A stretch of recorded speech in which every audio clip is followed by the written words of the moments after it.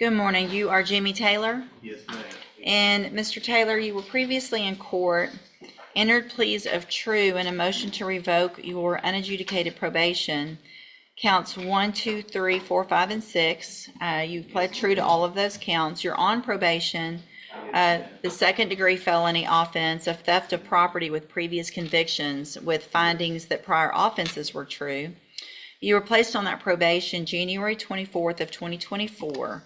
I have received the pre-sentence report, as well as there was one incident report from the jail, a page that should have been sent to you all, and also Mr.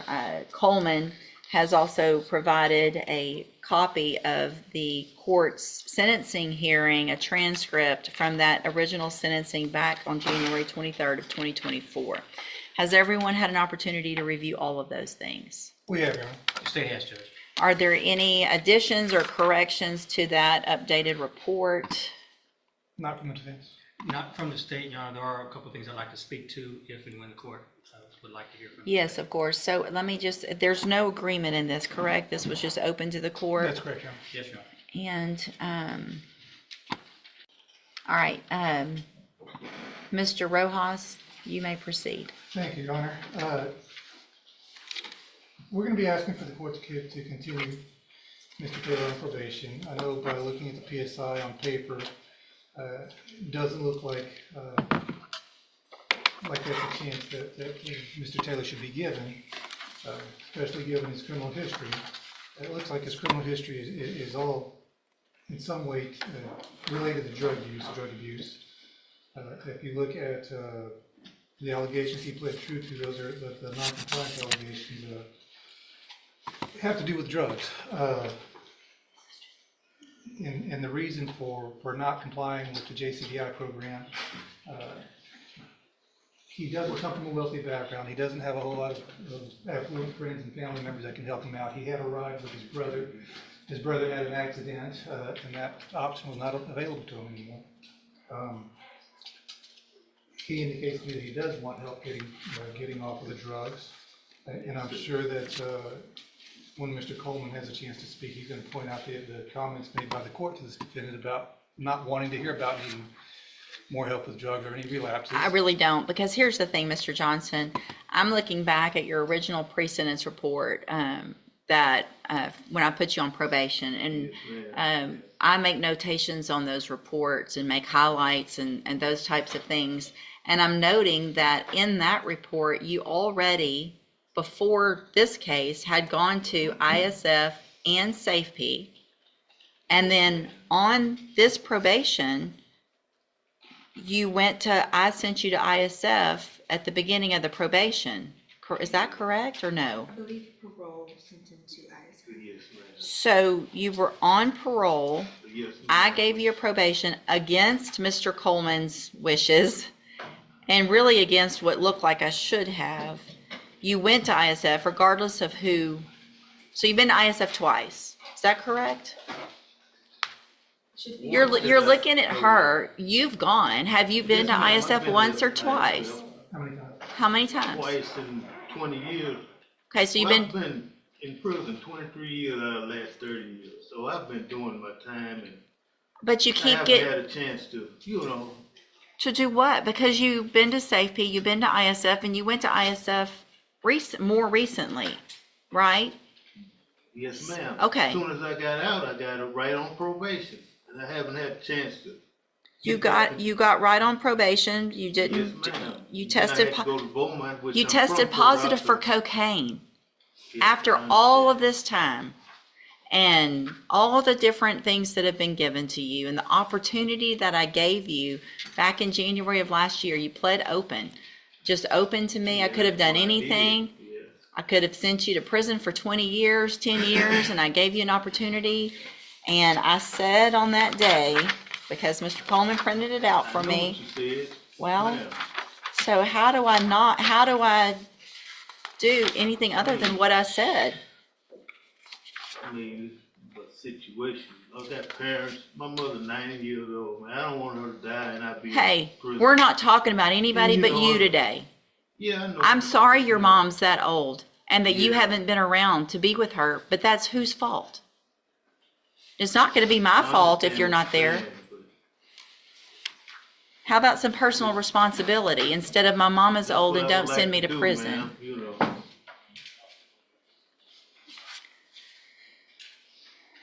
Judge, what I was saying about this. Go ahead. He was warned about not coming back, and the court didn't want to hear about a relapse, but I don't know that this is really a relapse. He never really got the help. On this most recent term of probation with the JCDI, and if transportation is gonna be a problem, I know he's already been to Safe-P, Judge, but it would be the relapse, portion of Safe-P would be appropriate, or a whole new term. Hold on. So if I'm reading this, I want to know when he went to ISF this last time. Parole sent him when, because the way I'm reading is you were released from ISF and started JCDI August 6th of 2024. So I put you on probation in January, and between January and August, you went to ISF last year. Is that correct or no? Parole sent him to ISF because of this new charge.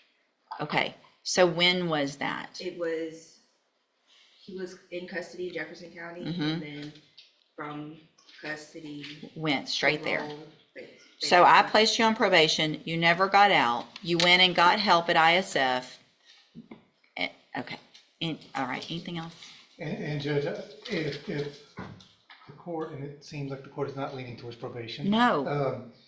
No, I would point out, we understand the range of punishment is up to 20 years, but the bottom line of that range is 2 to 20. And I still haven't done anything yet, so your response and how you act right now is gonna go into what I do.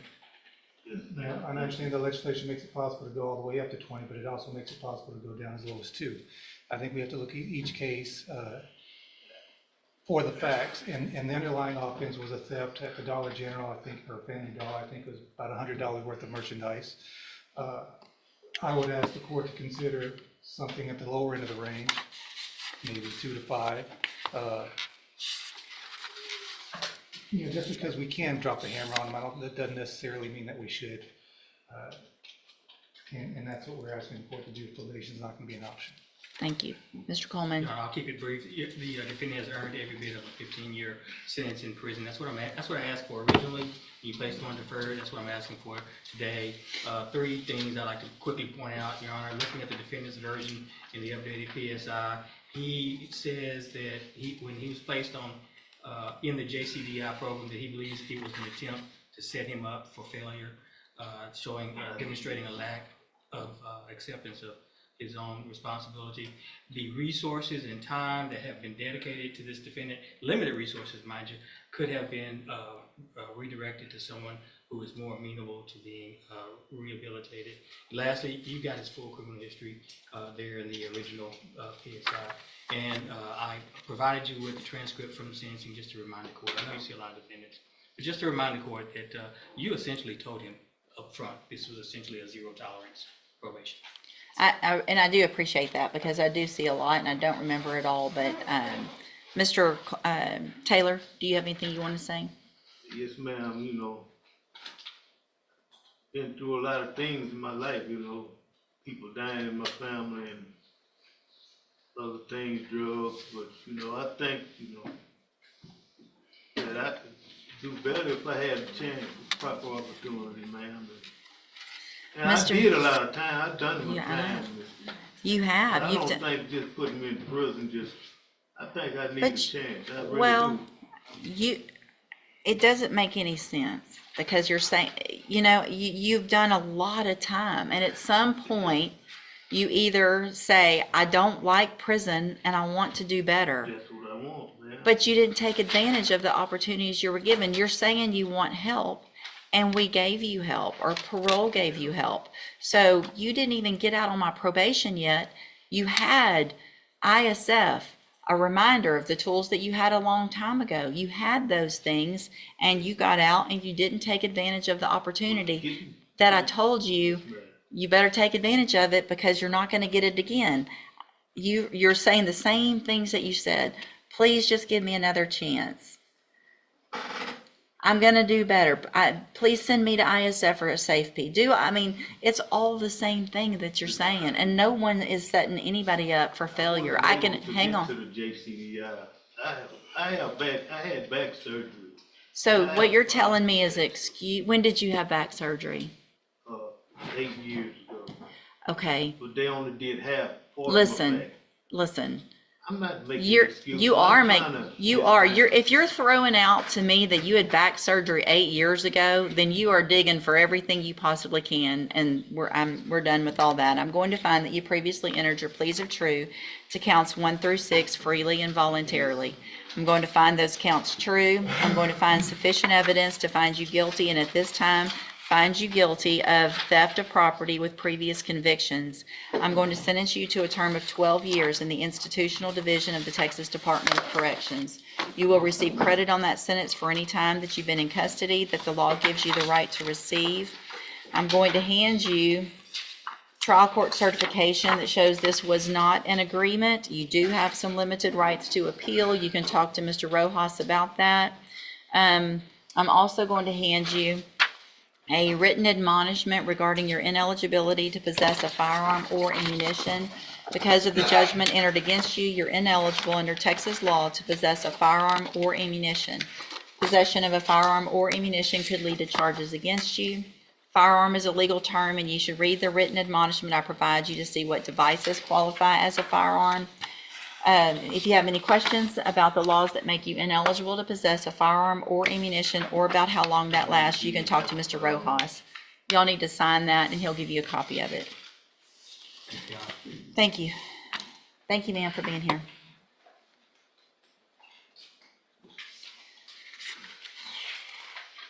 Ms. Holmes on Demario Flukas.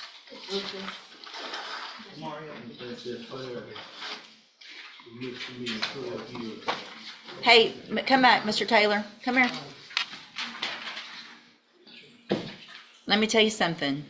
I still have jurisdiction over your case. So any disrespect that you show me right now, I can add years to that number. Is that what you would like to do? I do think it's fair. It doesn't matter that it's a misdemeanor. You keep doing it over and over. Go back with the bailiff. And you probably should keep your mouth shut this time. Jimmy Taylor stands before the judge, a ghost of a man wrapped in excuses. He has pled true to all 6 counts of probation revocation, admitting to drug use and failure to complete a court-ordered program. His lawyer pleads for leniency, blaming poverty and a brother's car accident for Jimmy's failure to get help.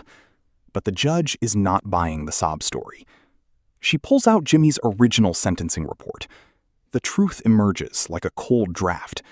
Jimmy has been in and out of prison for 23 of the last 30 years.